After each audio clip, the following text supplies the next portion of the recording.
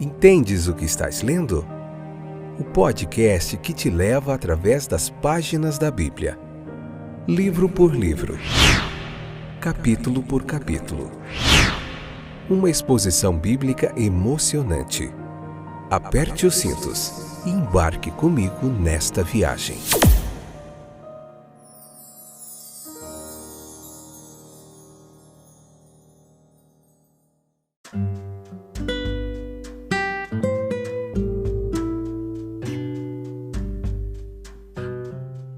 Olá, como vai você, meu amigo, minha amiga? Está tudo bem?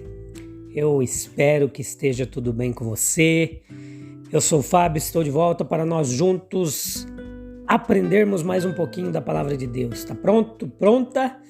Vamos lá então, nós temos horas e horas de estudos ou cursos bíblicos, como você queira chamar, de cada livro da Bíblia, capítulo por capítulo. Só clicar aí no Spotify, no Breaker, no Radio Public, no Google Podcasts e clicar, ouvir. Tudo aí disponível para a gente poder aprender mais um pouquinho, se edificar na Palavra de Deus, evangelizar, fazer estudos bíblicos, enfim, ao seu critério e escolha. Hoje nós vamos continuar no capítulo 7, hoje a parte 2, episódio 107, segunda temporada. Vamos lá? Onde está aquele homem? É o que diz João capítulo 7, versículo 11, né? Eles perguntaram a respeito de Jesus, aonde está ele? Não há nenhuma dúvida de que Jesus foi a pessoa mais interessante de sua época. Suas obras poderosas, seu ensino maravilhoso, haviam despertado o interesse do público em geral e comovido a sociedade. Seus movimentos foram observados com atenção e sua presença ou ausência foi notada. Havia uma classe para a qual Jesus era apenas mais uma curiosidade. Eles não tinham amor nem ódio, mas ainda estavam ocupados e interessados no estranho fenômeno de sua vida. A dúvida com relação a Jesus nessa época era muito comum. A multidão que representava a ideia nacional do Messias duvidava dele. Muitos deles o haviam abandonado recentemente e aparentemente desistiram da esperança de que ele consentisse em ser coroado o rei dos judeus. Mesmo assim, muitos deles duvidavam disso, e os discípulos não estavam totalmente isentos de dúvidas sobre esse assunto. Uns poucos nutriam um sentimento de afeição, carinho, eram uma pequena minoria. Ainda não é demais pensar que naquela multidão vasta e geralmente antagônica, havia muitos que iriam repetir a pergunta até mesmo dos lábios da malícia e do ódio, e enviar ele adiante cheio de gratidão e amor. Onde ele está? Aquele que curou meu filho ou minha filha, aquele que é bom e tão cheio de graça e de verdade? Sabemos de um, pelo menos, entre os membros do Sinédrio judeu, que faria isso como uma questão de amor. Nicodemos. O amor e a fé genuínos não foram totalmente deixados de lado nas indagações a respeito de Jesus na festa dos tabernáculos. Pessoas de todas as idades fazem perguntas a respeito de Jesus Cristo por motivos diferentes e com intenções diferentes. A linguagem deles pode ser quase a mesma, onde ele está, mas os motivos e intenções são diferentes e variadas. É de suma importância os motivos e intenções que nos fazem perguntar por Cristo. Mas o fato é que o mais elevado de todos os bens deve ser alcançado, não pela erudição ou habilidade que os homens frequentemente superestimam, mas pelo coração confiante, pela vontade obediente e submissa a Deus. Em nenhum lugar esta grande lição espiritual é mais clara e eficazmente ensinada do que nessa passagem bíblica. A fonte da doutrina de Cristo era um mistério para muitos dos judeus, que sabiam que Jesus nasceu em uma posição inferior, que ele não havia sido treinado nas escolas de aprendizagem rabínicas e não podiam entender como ele poderia ensinar com tanta justiça, profundidade e beleza. A doutrina de Jesus é afirmada por ele mesmo. Ele repudiou a noção de que falava de si mesmo, ou seja, da experiência ou originalidade de uma mente meramente humana. A doutrina de Jesus é afirmada por ele mesmo como divina. Não era nem dele, nem de uma escola de ensino, nem era uma mera amplificação das palavras do antigo legislador e dos antigos profetas, não. Jesus sempre afirmou ter vindo de Deus e ter agido e falado com a autoridade de Deus. Muitos ouviram os discursos e conversas do grande mestre. Estavam familiarizados com sua linguagem, mas desconhecidos, indiferentes ao significado espiritual e ao poder que aquela linguagem tinha para as almas simpáticas a ele. Deve haver uma vontade em harmonia com a vontade de Deus. O homem não é apenas um ser intelectual, ele é emocional e espiritual. A vontade, assim, em harmonia com a vontade de Deus, reconhece a origem divina do ensino de Cristo, tanto por conhecer a mente de Deus, como por sua simpatia pela lei e pela verdade de Deus. Aquele que é espiritual julga todas as coisas. Ele tem a mente de Cristo.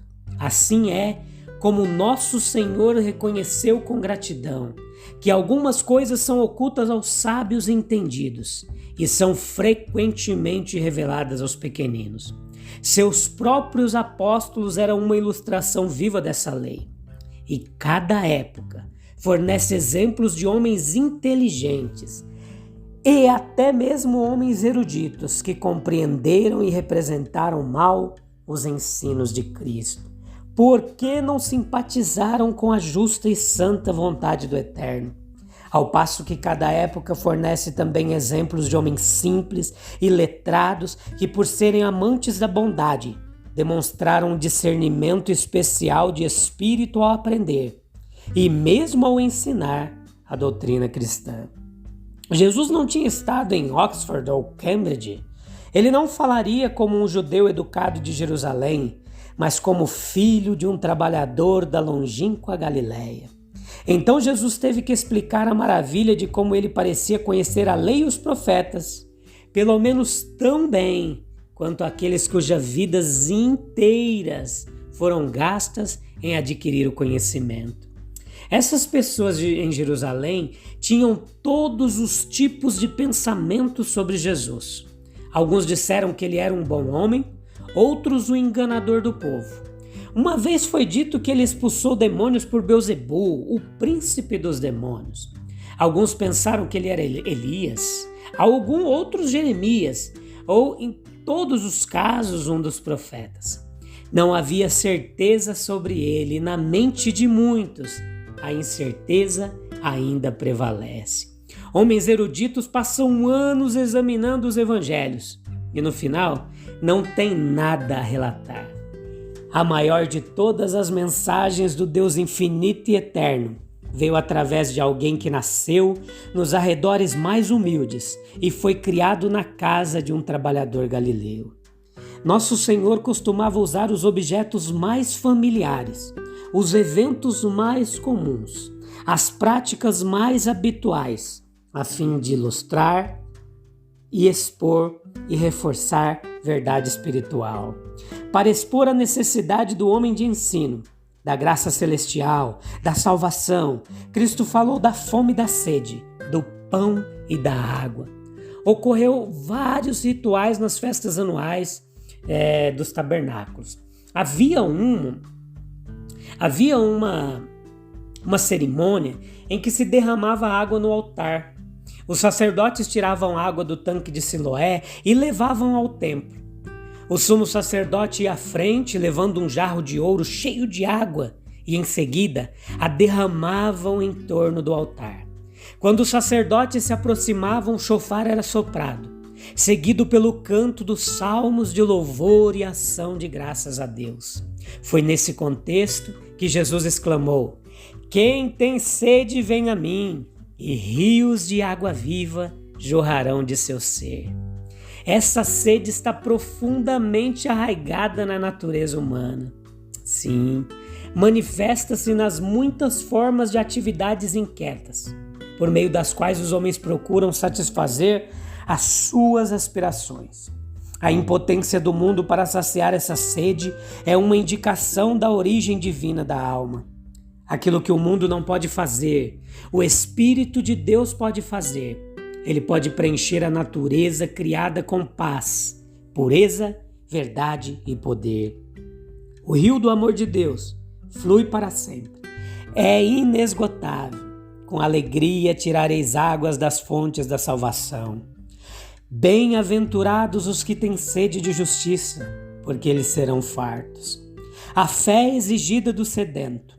Isso é evidentemente pretendido pelo uso das palavras venha e beba. E, no entanto, a provisão satisfatória é oferecida gratuitamente. Não é comprada, mas dada. Beba da água da vida de graça. Proeminente entre as experiências de Israel errante foi o suprimento milagroso de água.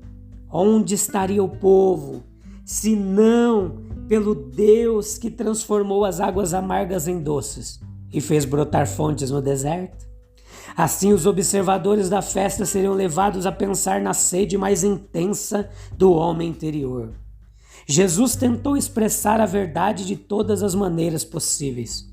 Não sabemos nada por nossa própria experiência de terras secas e sedentas. Lendo relatos de alguns naufrágios, podemos captar um pouco do sentimento do que é a sede. Coleridge coloca assim em The Ancient Mariner: água, água, em toda parte e nenhuma gota para beber. De todos os desejos físicos que o homem pode sentir, nenhum é capaz de ser tão angustiante quanto a intensidade que a falta de água pode causar. Aquele que tem sede, vem a mim e sacia a sua sede. Jesus é a fonte de água viva. Quanto mais nós bebemos dessa fonte, mais sede nós ficamos dele, com mais vontade de Deus, com mais vontade de Jesus. E queremos beber dessa fonte inesgotável. Deus te abençoe, que você tenha um fantástico dia e que essa fonte inesgotável de água viva sacie a sua sede nesse dia, a sua necessidade espiritual, a sua carência de Deus. Um abraço, a gente volta em breve no próximo episódio. Tchau, tchau, até mais.